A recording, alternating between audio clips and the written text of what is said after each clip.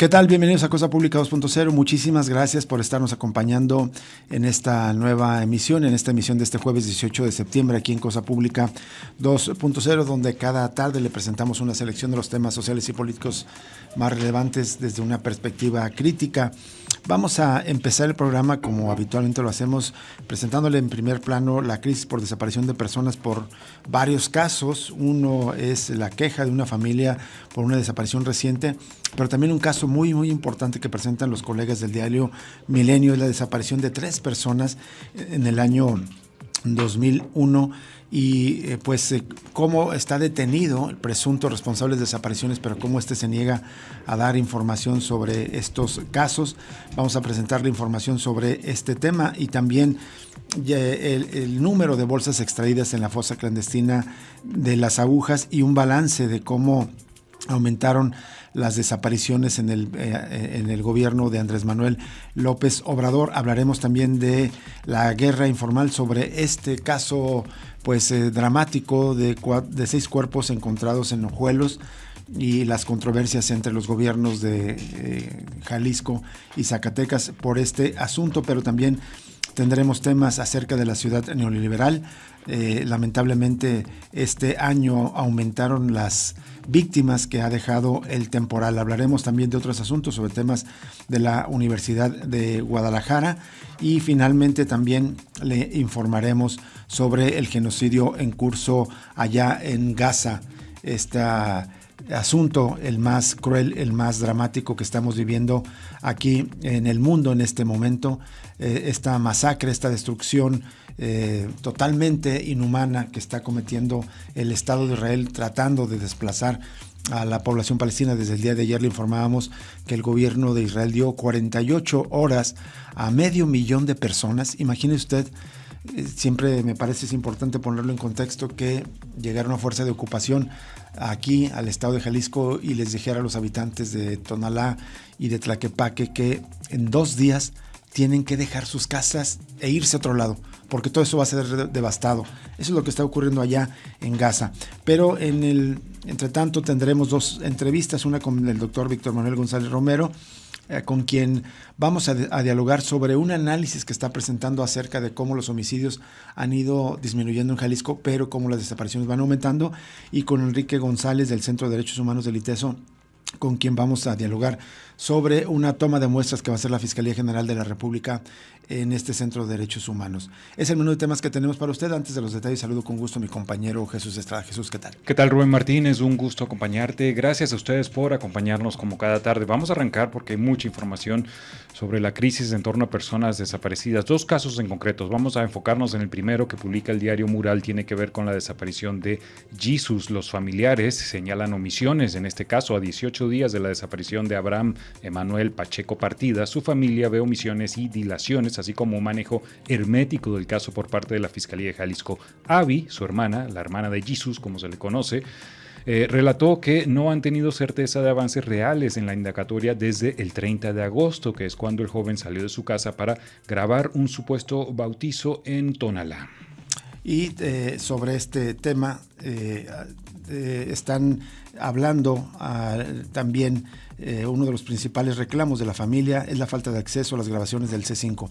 No me han podido mostrar ninguna imagen, yo sigo sin ver una sola donde aparezca mi hermano, ni de la moto sabe nada, señaló Abby, quien incluso ofreció detalles del equipo de trabajo de su hermano para apoyar en la búsqueda. El sábado 6 de septiembre llevé las cajas de los drones para que las rastrearan, pero no me las quisieron recibir. Apenas el lunes pasado, después de insistir y acudir con mi asesor jurídico, las integraron en el expediente, reclamó la hermana de este joven desaparecido. Por si fuera suficiente ese reclamo, la hermana de Abraham también dijo que la fiscalía ha intentado culparla a ella de retrasos en la investigación al señalarla de darles mal la hora en que su hermano salió de su casa y que por este motivo no habían podido encontrarlo en los videos de cámaras de seguridad. Esto presuntamente retrasó más de una semana ubicarlo en las imágenes, dijo la hermana. Yo daba la información que mi mamá recordaba dentro del shock que vive, pero no he visto una sola imagen que compruebe la hora de salida de mi hermano. Imagínese usted esta situación.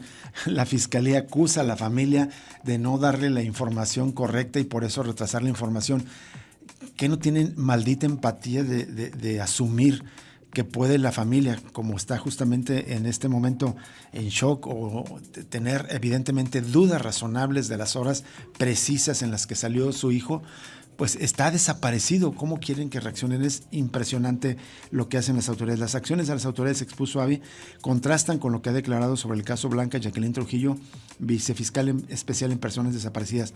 Me dolió tanto que en rueda de prensa la fiscal dijera que ella estaba viendo el caso de mi hermano y que informaban las familias, porque al menos a nosotros ni ella ni nadie nos llama para darnos razón de la investigación, aseveró.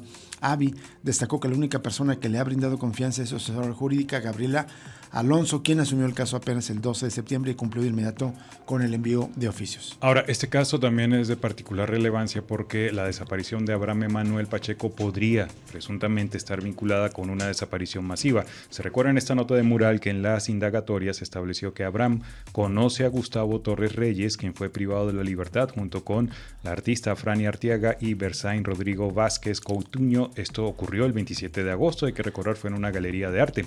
La fiscalía, no obstante, sostuvo que aún no hay evidencia que relacione ambos casos. La familia de Abraham exige a la fiscalía transparencia, acceso a la información real del caso y un trato digno, porque denuncian que hasta ahora han tenido que enterarse de los supuestos avances solo cuando ellos mismos acuden a preguntar. Y dijo: queremos a mi hermano de vuelta y exigimos que la fiscalía deje de ocultar y retrasar lo que debería estar investigando desde el primer día.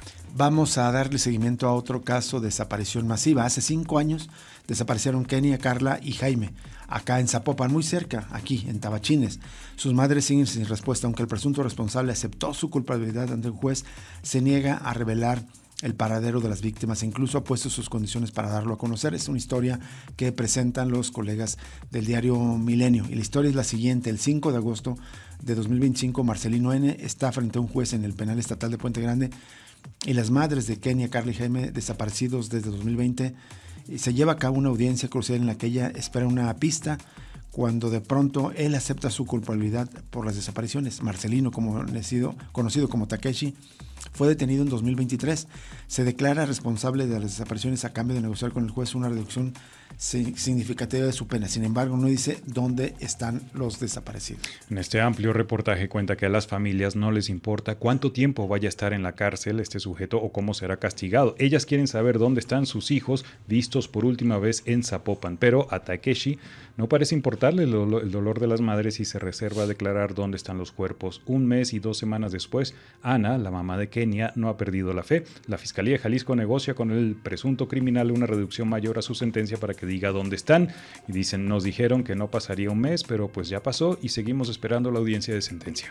Es 17 de septiembre de 2020, quien es una joven trans, tiene 20 años, de tez morena clara, mide 1,75 metros de altura y el hombro izquierdo lo tiene tatuado con un corazón. Ella se encuentra en su casa, está vestida con una chamarra de color tinto, pantalón azul, tenis color salmón y usa lentes morados. Además lleva un anillo y una argolla porque está a punto de salir de fiesta con sus amigos. Ana, su madre, acaba de llegar a trabajar, está agotada tras una jornada laboral, le pide a su hija que se quede en casa, que mejor vea una película, pero que no salga esa noche. De un momento a otro, Ana se queda dormida sin imaginar que nunca más volverá a ver a su hija. Así fue la última vez que yo la vi.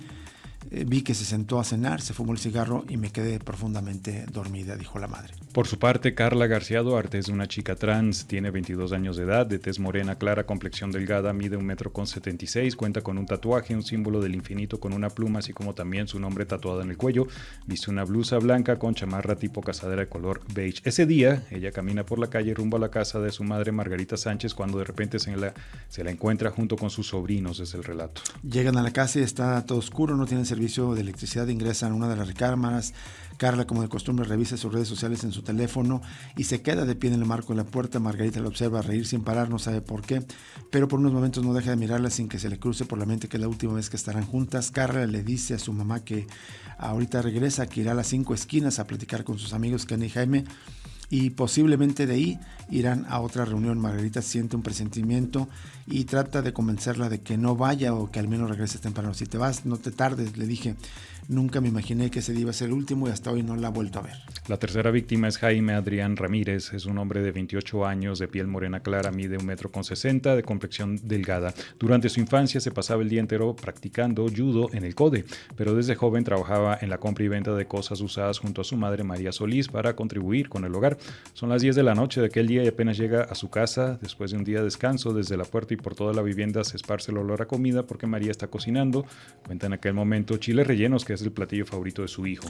Y Jaime brevemente le platica que tuvo un buen día y que las ventas estuvieron bien, por lo que era un rato a las 5 esquinas junto a sus amigas.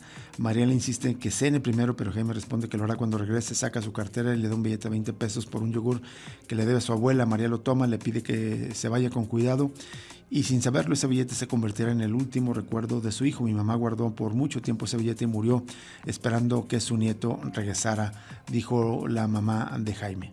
Bueno, luego señala un punto en Zapopan conocido como Las Cinco Esquinas, sobre la calle Vista al Oriente en la colonia La Coronilla en Zapopan. Hay un sitio conocido entre los jóvenes como Las Cinco Esquinas. Debido a la peculiar conexión de 5 calles, se ha convertido en un punto de reunión, un lugar para platicar entre amigos y conocer gente nueva. Al menos 20 jóvenes solían encontrarse ahí cada noche. Tras salir de sus hogares, Carla, Kenia y Jaime permanecieron durante un par de horas en ese lugar junto a un grupo de personas, pero no querían que la noche terminara ahí, así que decidieron irse caminando junto a otra reunión. En ese momento, las 5 esquinas, cuentan, murieron para siempre porque nunca más los jóvenes del norte de Zapopan volvieron a reunirse ahí. Y ya es la madrugada del 18 de septiembre y Ana al despertar intenta llamar a su hija Kenia, piensa que ya es tarde y está preocupada, pues solo sabe que fue a una fiesta junto con su amiga Carla. Tras varios intentos, por fin Kenia contesta el teléfono y le comenta que ya camina rumbo a casa junto con sus amigos Carla y Jaime, y le dice solo faltan 7 cuadras para llegar, pero ya jamás llegaron. Y bueno, finaliza la llamada y Ana piensa que no debe de haber mayor problema. Es un trayecto que camina en menos de 15 minutos. Concluye el tiempo estimado y aún no hay señal de Kenia, por lo que vuelve a llamarla, pero no hay respuesta. Insiste varias veces sin éxito. El cansancio le vence y se queda dormida pensando que su hija quizá ha decidido seguir de fiesta. No sabe que al despertar iniciará una búsqueda sin fin.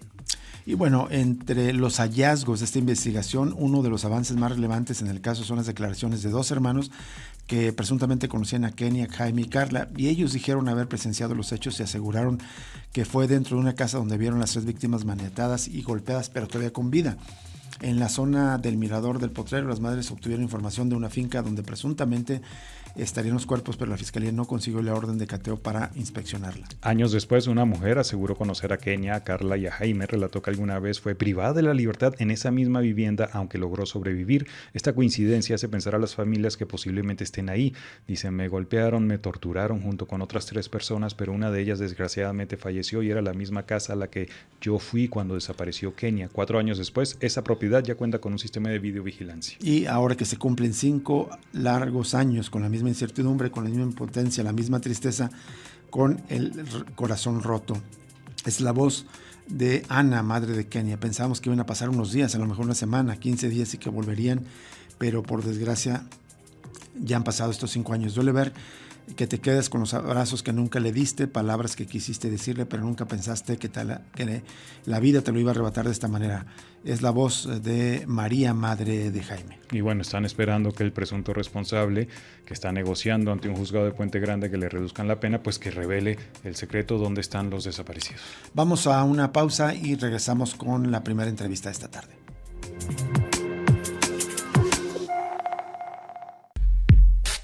Cosa Pública 2.0.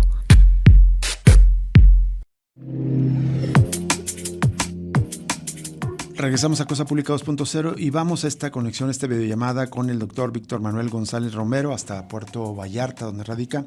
Y esto es para agradecerle este enlace porque queremos que nos comparta un análisis muy, muy importante, muy interesante que acaba de publicar el día de ayer en sus redes sociales, y es este cruce de datos diarios de asesinados y de personas desaparecidas. Es una cifra histórica muy, muy relevante. Desde el año 2010 hasta ahora, más de 15 años de información, y en este nos comparte que ahora en este año de 2025 hay un cruce histórico, y es que el número de personas asesinadas es menor comparado con todos los años anteriores a la cifra de personas desaparecidas. Y esto es un dato de la mayor relevancia. Doctor Víctor Manuel González Romero, gracias por atender esta llamada. Buenas tardes, Rubén. Buenas tardes, Jesús. Un saludo a todo el auditorio, ¿no? A la orden. Gracias a ustedes. Al contrario, doctor, teníamos mucho interés en conversar contigo sobre esta información que publicas el día de ayer. Haznos un resumen de los hallazgos que encontraste con esta acumulación de datos históricos. Sí, como no, con todo gusto. Mira, en lo que va de 2025, se han reportado en Jalisco 941 homicidios dolosos, un poco menos de 1,000. Uh-huh.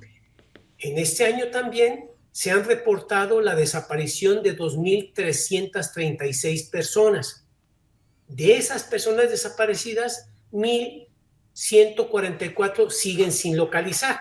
Uh-huh. Esto es, el número de personas sin localizar es mayor al número de homicidios. Y esto es la primera vez, es el primer año en que detecto esta diferencia. Si lo vemos por día, ¿cuántos desaparecen por día? Desaparecen 4.4 personas por día en Jalisco y no son localizadas. Son desaparecidos que permanecen desaparecidos, son 4.4 por día, y los asesinatos son 3.6. Habrá que observar que los asesinatos del año pasado a han disminuido considerablemente. 25% es la disminución en asesinatos, pasaron de 4.8 por día en el 24 a 3.6 por día en el 25. Por su parte, las desapariciones pasaron de 3.7 por día a 4.4 por día desaparecidos no localizados. Entonces, es un dato que pues debe ser preocupante, porque nos dice que sí hay en este momento una tendencia a la baja en los homicidios dolosos. Sin embargo, no se ve esa tendencia en las personas desaparecidas. Cuando uno ve la gráfica, doctor, es mucho más contrastante cuando la presentas desde el año 2010, cuando había 2.9 asesinados o homicidios diarios, pero apenas 0.4 personas desaparecidas. Y es muy preocupante cómo va aumentando la cifra de personas desaparecidas, también de homicidios, pero cómo se da esta reducción. ¿Encuentras alguna posible explicación a este cruce en la disminución de asesinatos y en el aumento de desapariciones, doctor? Sí, mira, la disminución de asesinatos creo que en parte es un efecto nacional, o sea, las políticas de seguridad parece que están mejorando. Tenemos a nivel nacional una reducción de asesinatos, todavía siguen siendo muchísimos, todavía estamos, digamos, 15 veces arriba en incidencia que Europa. O sea, el promedio de Europa es como 1 por día, y en México andamos, bueno, más que 15, andamos cerca de 20 en incidencia incidencia es homicidios por año por cada 100,000 habitantes. En eso andamos cerca de 20 a nivel nacional, cerca de 18 a nivel estatal, y aproximadamente es 1 en Europa, para que nos demos una idea de que aunque estamos bajando, sigue siendo grave. Entonces, sí tenemos una reducción en los asesinatos. Entonces, cuando nosotros nos fijamos en el cociente de desaparecidos entre asesinatos, si baja el número de asesinatos, pues va a subir ese cociente. O sea, si baja el denominador. Pero también está aumentando el numerador, o sea, también están aumentando los desaparecidos. Como bien lo mencionabas, en 2010 teníamos 0.4 personas desaparecidas por día, o sea, ni media, menos de 1 cada 2 días. Y ahora tenemos 4.4 personas desaparecidas por día. Entonces, el cambio es muy notable. A nivel nacional se observa algo similar, pero todavía a nivel nacional los asesinatos son más que las desapariciones. O sea, los desaparecidos no localizados a nivel nacional en promedio cada día son 40, mientras que los asesinatos son 68 en 2025. También ha habido un incremento a través de los años en los asesinatos. Ha bajado a partir del 2018, se mantuvo más o menos constante hasta el 2021, y a partir del 2021 ha habido una tendencia a la baja, y la baja más notable es del año pasado a Exacto. Entonces sí se nota. Hay una manera también de verlo. O sea, ese cociente que yo mencionaba de desaparecidos entre asesinatos, a nivel estatal es 1.2, o sea, tenemos más desaparecidos que asesinados. A nivel nacional es 0.6, o sea, es la mitad.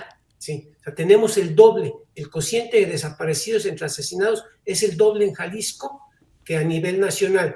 Eso nos debería inquietar, porque nos está diciendo que las políticas para prevenir las desapariciones y para localizar, para encontrar a los desaparecidos, son mucho menos efectivas en Jalisco que a nivel nacional. ¿Sí? Doctor, solo me perdí en un momento. Entonces, también a nivel nacional está, digamos, este mismo cruce, también hay menos... No se cruzan, no. A nivel nacional todavía hay son más 68 asesinatos y 40 desaparecidos de por acuerdo. día. Entonces, son más los asesinados que los desaparecidos. Y por lo tanto es peculiar lo que ocurre en Jalisco.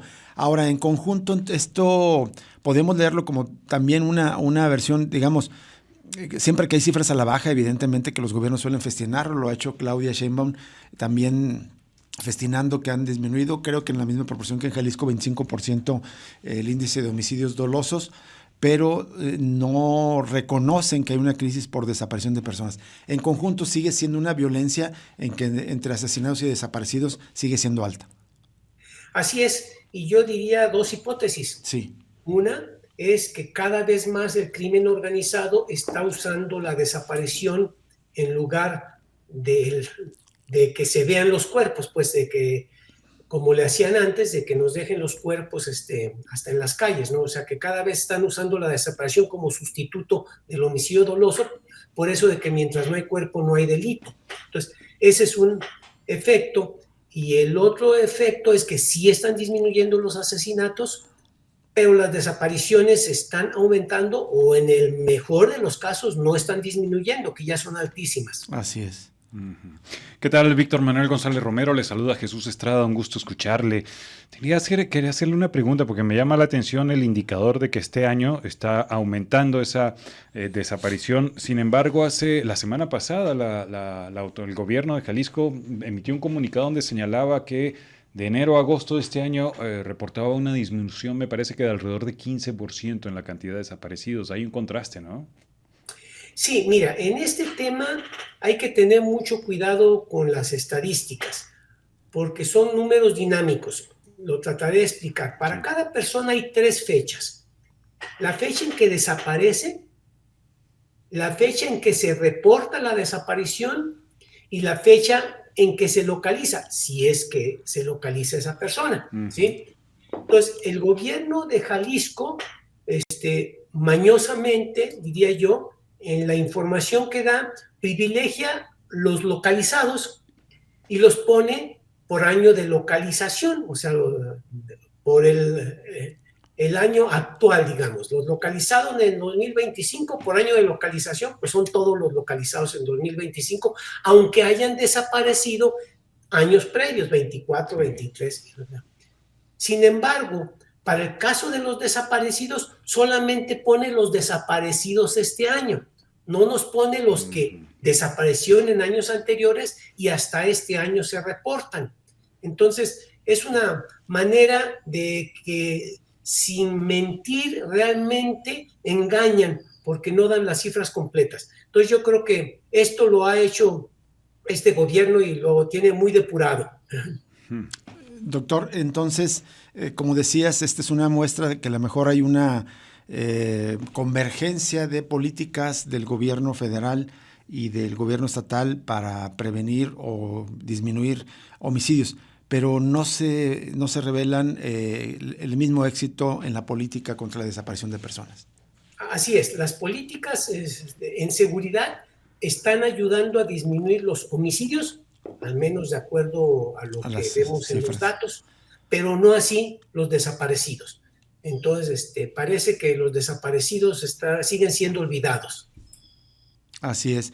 Y en tu opinión, ¿qué habría que hacer, digamos, para que también la desaparición, esto lo hemos hablado ya hace al menos, según recuerdo, unos 4 años contigo, de manera muy frecuente, sigue siendo una crisis muy preocupante en el estado de Jalisco. ¿Qué, desde tu opinión, qué le hace falta hacer al gobierno del estado? Y bueno, también, ¿qué nos faltaría hacer como sociedad? Pero primero al gobierno del estado, que es su responsabilidad proteger la vida de las personas para prevenir y encontrar a las personas que ya están desaparecidas. Sí, bueno, lo primero es disminuir la impunidad a nivel nacional y a nivel estatal, que es la principal causa, desde mi punto de vista, de que esto se nos haya convertido en una crisis. Para disminuir la impunidad habrá que analizar cuáles son todos los factores que influyen en la impunidad. Y mucho de eso tiene que ver las actitudes de los gobiernos de tratar de minimizar el problema. O sea, de Claro. si no reconoces un problema, no lo vas a resolver, y pues se trata de no reconocer el problema, porque reconocer el problema implica decir que nos ha ido más mal de como queremos decirlo, ¿no? Entonces yo creo que sería disminuir la impunidad a nivel general. En particular, en Jalisco es más preocupante porque, primero, somos el primer lugar en desaparecidos, o sea, desaparecen más personas. En Jalisco, La con todo el país. probabilidad de que una persona se encuentre es mucho más baja en Jalisco que a nivel nacional. Sí, a nivel nacional es 65% la probabilidad de desaparecer, de que se encuentre una persona desaparecida, y a nivel estatal es 55%. Esto con los datos históricos, Sí. con todos los datos que hay. Sin embargo, también la letalidad en Jalisco, o sea, de las personas que desaparecen, cuántas se encuentran sin vida, es mucho más alta que a nivel nacional. En Jalisco, de cada 100 que desaparecen, se encuentran sin vida 8.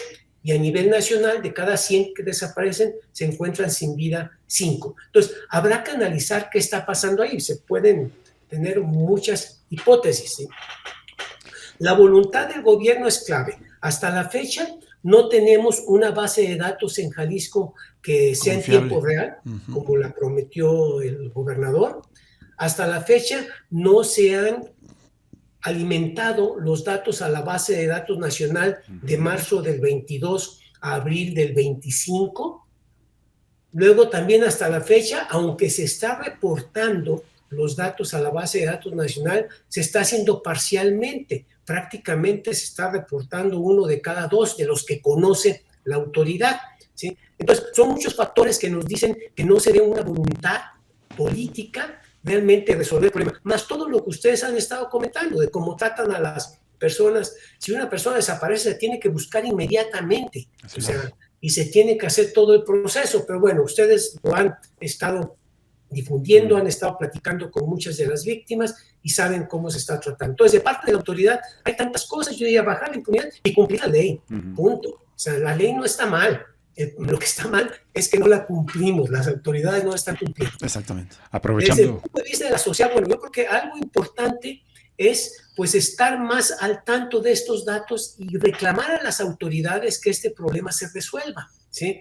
Yo creo que es algo, además de lo obvio, ¿no? De cuidarnos cada vez más, estar más al pendiente de nuestros hijos, porque sabemos que entre 15 y 19 años es en donde desaparecen más. En Jalisco, curiosamente, a nivel nacional es entre 25 y 30, pero en Jalisco es 15 y 19. Entonces, todas estas cosas del tener cuidado y el demandar al Estado que haga lo propio, claro, o sea, que cumpla la ley. Creo yo que lo que están haciendo ustedes labor, lo que trato de hacer yo, lo que hacen otros académicos, lo que hacen otros periodistas, está ayudando en esto, pero pues creo que no estamos haciendo lo suficiente. No. Exacto. Sí, Una última pregunta de mi parte, doctor Víctor Manuel González. Justo el tema de los menores de edad, que es el conjunto de la población donde más desapariciones se han registrado este año. Aquí en Jalisco usted publicó hace pocos días que Guadalajara y Zapopan, por mucho, pero por mucho, son los municipios donde más menores de edad están desapareciendo este año, ¿no? Así es. En cuanto a municipios, sí, sin lugar a duda, también son los municipios más grandes, entonces donde hay más personas, pero esto no les debe servir de consuelo, o sea, porque son, en índice, si no son los primeros, están en los primeros lugares, y municipios con la capacidad, con los recursos que tienen Guadalajara y Zapopan, deberían pues hacer mucho más de lo que están haciendo. Y es extraño, ¿no? Porque pues Zapopan hasta se presume como la ciudad de los niños y es el segundo lugar en niños desaparecidos. Así es, así es.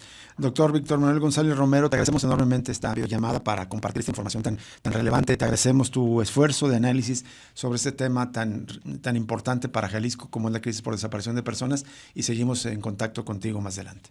Un saludo y gracias y mi reconocimiento por su labor. Muchísimas gracias también para tu labor, doctor Víctor Manuel González Romero.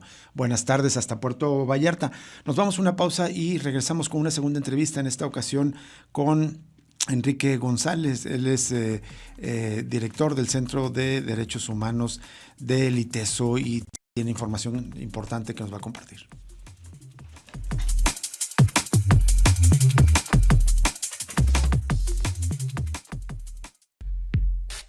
Cosa Pública 2.0.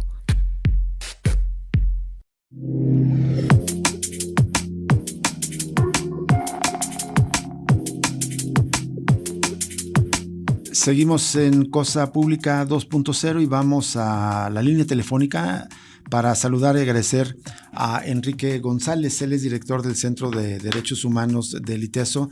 Le agradecemos que nos tome esta llamada para hablarnos de un asunto muy importante, y es una jornada de tomas de muestra que va a llevar a cabo la Fiscalía General de la República. Esto en coordinación justamente con el Centro Universitario por la Dignidad y la Justicia del ITESO, que Enrique González dirige. Enrique, muy buenas tardes, ¿cómo estás? Hola, ¿qué tal? ¿Cómo estás, Rubén, Jesús? Buenas tardes a ti, a tu radioescucha. Muchísimas gracias, Enrique. Compártenos esta información. ¿De qué se trata esta jornada de tomas de muestra por parte de la Fiscalía General de la República? Sí, muchas gracias, Rubén. Mira, el día de mañana estamos colaborando con la Fiscalía General de la República, particularmente con la Fiscalía Especial en Investigación de los Delitos de Desaparición Forzada, para llevar a cabo ahí en nuestras instalaciones del Centro Universitario por la Dignidad y la Justicia Francisco Suárez SJ, o como tú bien lo señalas, el Centro de Derechos Humanos del ITESO, una campaña de toma de muestras referencial a familiares de personas desaparecidas en el estado de Jalisco. Sí. No, adelante. No, dime, Rubén. No, completa la información, por favor, Enrique. Sí, muchas gracias. Y te decía, esta campaña van a ser los siguientes 3 días, el viernes 19, el sábado 20 y el domingo 21 en nuestras instalaciones, justo de 8 de la mañana a 6 de la tarde. Nosotros estamos ubicados en la calle de Francisco y Madero, 836, justo en la colonia americana, a un lado del expiatorio. A media cuadra del templo expiatorio, ¿verdad? Es una referencia muy fácil Exacto. de identificar, así es. ¿Cómo se organizó esta toma de muestra? ¿Quiénes pueden asistir? ¿A quiénes están invitando a asistir a esta toma de muestras, Enrique?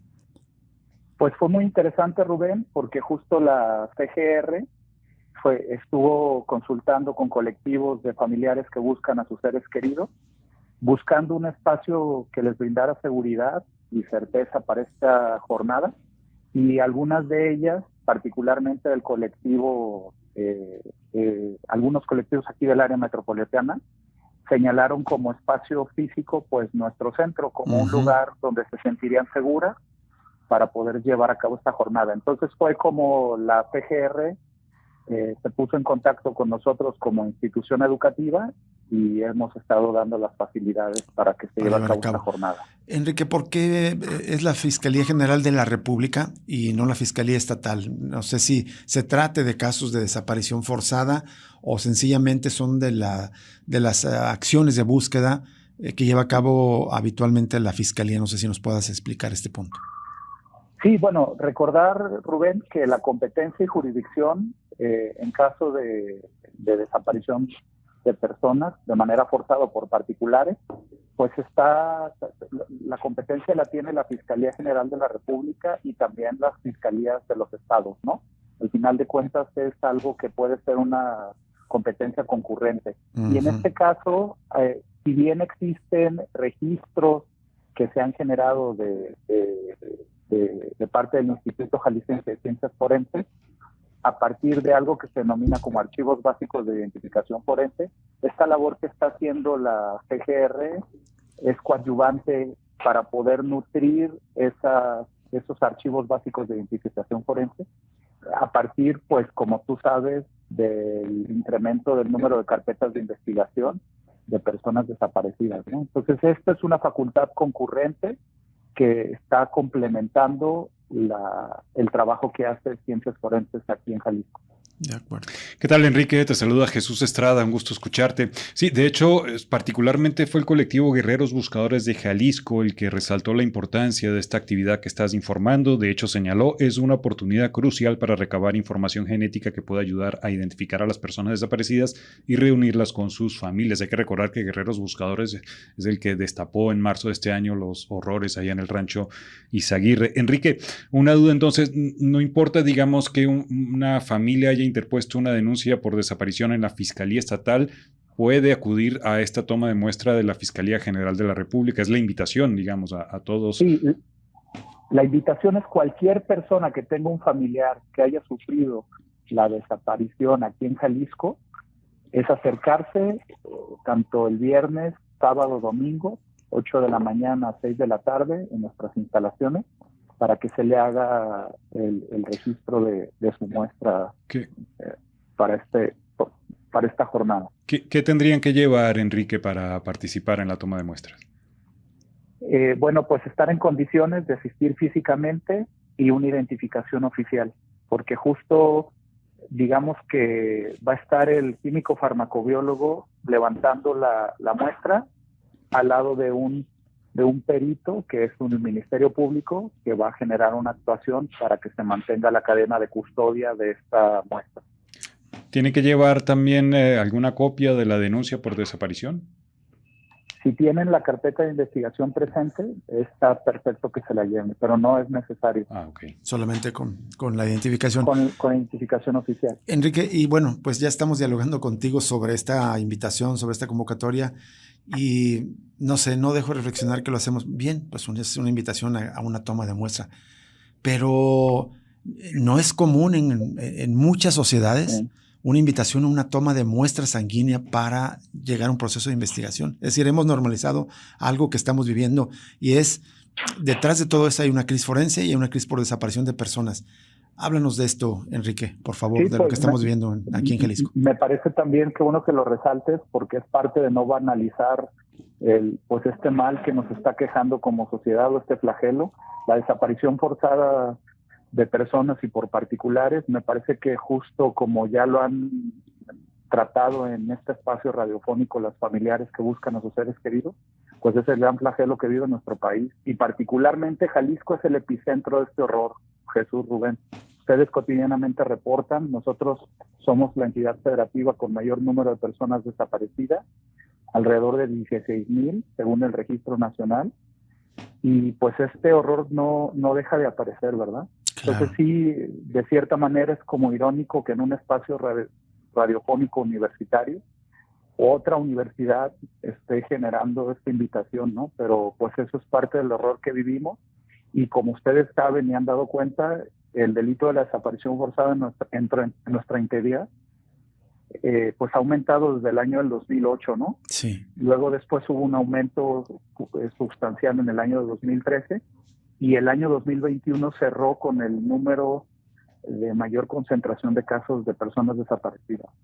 Y no disminuye. De hecho, antes de ti hablamos con Víctor González Romero y nos decía que lamentablemente incluso ya hay más desapariciones que homicidios dolosos en Jalisco.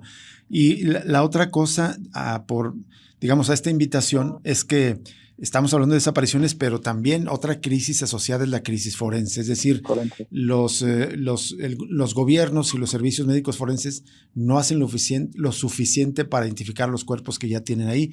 Y hemos conocido historias muy dolorosas de familias que por años han buscado a sus desaparecidos y resulta que estaban en los CEMEFOS, ¿no? Sí, efectivamente. Esa es la otra crisis que va de la mano, la crisis forense, que como bien mencionas, institucionalmente, me parece que los 3 órdenes de gobierno no han generado pues la suficiente, pues tanto capital humano, antropólogos forenses, médicos forenses, peritos, y la propia institucionalidad que pueda, pues ahora sí que paliar este gran número de cuerpos y de restos de personas que se encuentran en los registros forenses, ¿no? Claro, así es. Bien, Enrique, entonces, recapitulando, esta toma de muestras se va a llevar a cabo el día de mañana, el sábado y el domingo. Solamente me gustaría corregir o precisar la hora, porque la invitación que está circulando en redes sociales, el horario lo establecen de 10 de la mañana hasta las 19 horas.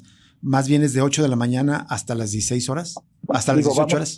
Lo que pasa es que nosotros estamos abiertos desde esa hora. Se supone que a esa hora vamos a recibir a la FGR, sí, y a partir de ahí a los familiares.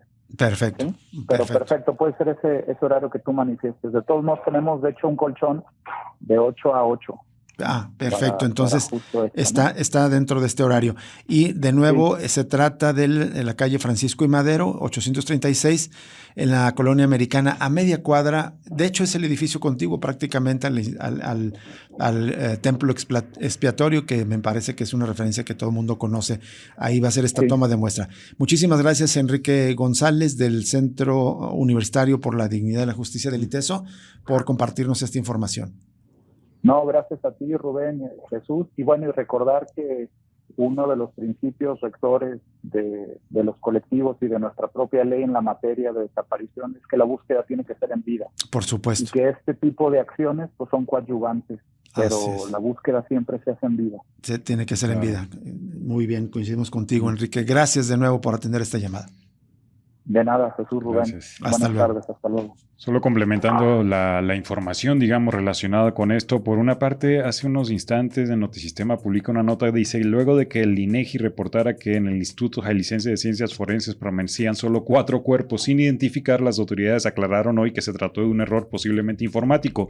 La cifra real es de 1,300 cuerpos y más de 8,000 secciones anatómicas bajo resguardo en las instalaciones forenses de Jalisco, pendientes de identificar. Y por otro lado, rápidamente, Madres Buscadoras de Jalisco siguen el día de hoy los trabajos en las fosas clandestinas en San Sebastianito, allá en Tlaquepaque. Hoy localizaron 4 cuerpos, es el reporte que tienen hasta ahora. Y bueno, sobre este mismo tema también recordar que análisis independientes del Centro de Justicia para la Paz y el Desarrollo hablan de más de 6,000 cuerpos y restos humanos sin identificar, de acuerdo al último reporte sobre esta materia que publicaron.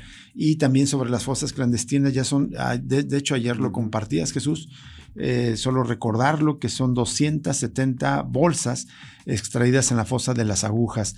El día de ayer, las familias integrantes del colectivo Guerreros Buscadores de Jalisco, en coordinación con autoridades, localizaron 4 bolsas más con indicios humanos en su interior.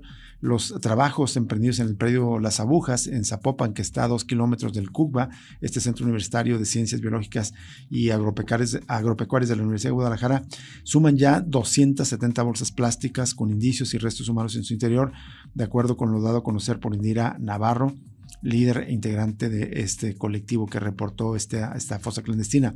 Hasta el corte más reciente, correspondiente al mes de agosto, dado a conocer por la Vicefiscalía de Personas Desaparecidas, sumaban al menos 56 las víctimas en esa fosa, a las cuales corresponderían parte de los restos, de los cuales al menos 25 ya han sido identificadas por sus familiares, y estos identificados son 23 hombres y 2 mujeres.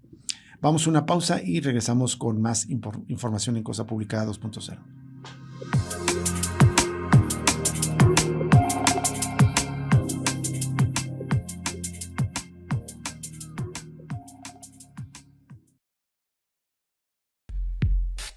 Cosa Pública 2.0.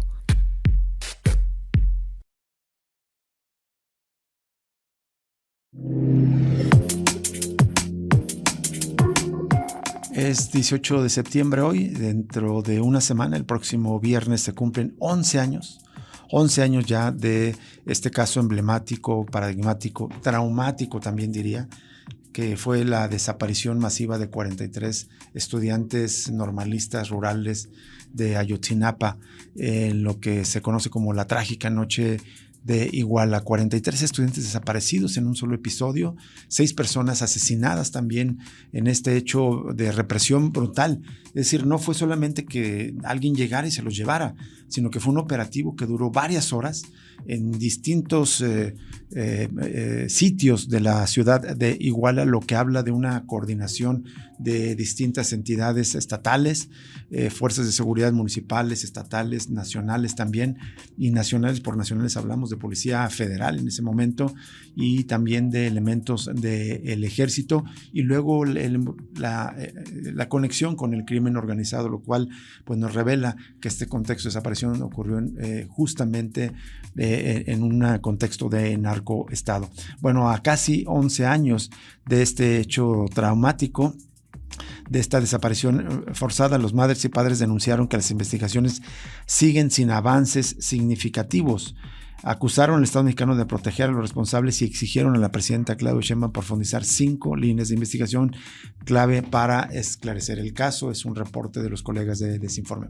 Ahí recogen un comunicado que emitieron las madres y padres de los normalistas, quienes señalaron que el gobierno de Enrique Peña Nieto, dicen, solo nos mintió con la mal llamada verdad histórica, y recordaron que esa versión que ubicaba a los estudiantes en el basurero de Cocula fue desmentida por el grupo de expertos independientes, el GEI, y por el equipo argentino de antropología forense a través de pruebas científicas.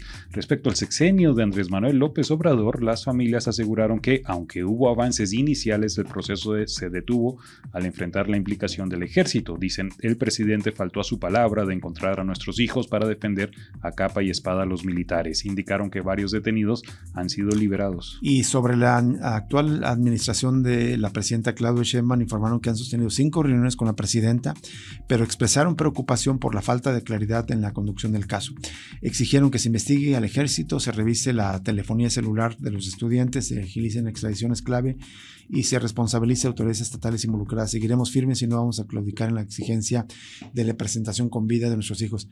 Solo me detengo en este punto que piden que se revise la telefonía celular de los estudiantes. Estamos hablando de 11 años después, algo básico que debió hacerse, y según conocimos después de la última reunión que tuvieron con la presidenta, que no lo hicieron de manera exhaustiva, lo cual da indicio de que no hubo una investigación a fondo. Terrible, 11 años y seguimos cargando este hecho traumático de la desaparición masiva de los 43 normalistas de Ayotzinapa para incorporarse a una larga tradición de violencias estatales en contra de la sociedad mexicana, como el Halconazo de 1971 o la masacre de Tlatelolco de 1968 o la masacre de Acteal en 1977, entre hechos represivos y violentos de fuerzas estatales y paramilitares en contra de la sociedad mexicana.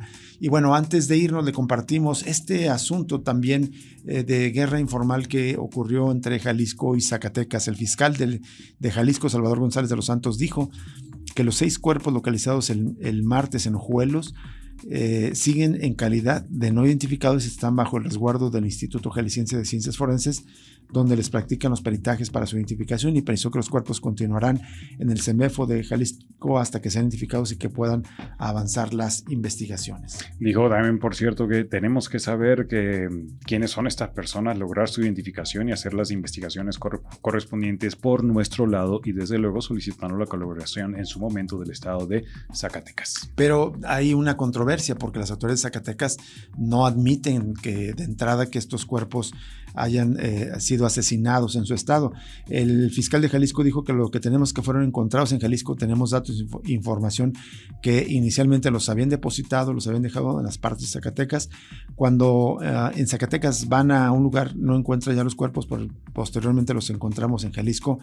Hasta el momento, indicó, no han acudido ninguna persona a tratar de reconocerlos. Pero se trata de este asunto, como bien lo decías el día de ayer, es como aventarse la papa caliente que decimos habitualmente, un poco para evadir su propia responsabilidad.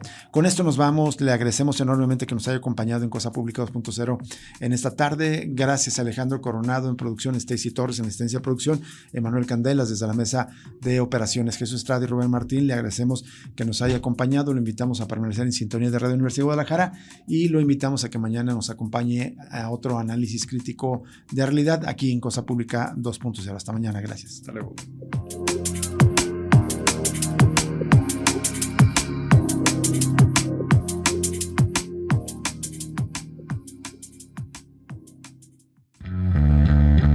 Radio Universidad de Guadalajara presentó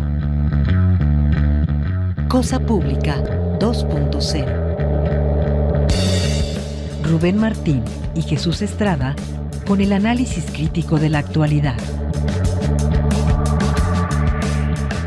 Cosa Pública 2.0. Gracias por escucharnos.